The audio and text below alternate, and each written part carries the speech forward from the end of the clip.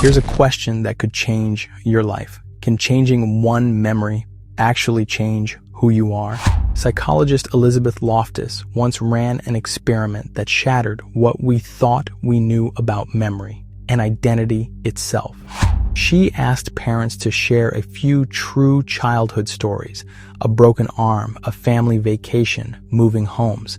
Then she secretly added one fake story, a child getting lost in a shopping mall. Years later, those children, now adults, recalled the stories, and many vividly remembered the fake one, the floor tiles, the stranger's shirt, even the fear in their chest. None of it happened. But the mind doesn't record reality like a camera. It paints it, and every time you recall a memory, you repaint the scene. Your brain adds, removes, and reshapes pieces each time. Imagination and suggestion sneak in quietly until fiction feels like fact.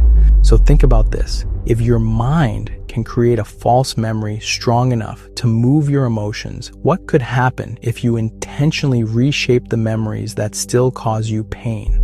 You could transform what you believe about yourself, because your memories don't define you. Your interpretation of them does. Change the story and your identity begins to shift.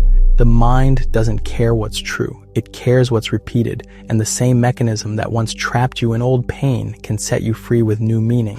Healing starts the moment you choose to retell your story, not as a victim of your past, but as the author of your future. Every belief you hold began as a story, and stories can always be rewritten. So, can changing one memory change who you become? You'll only know when you try.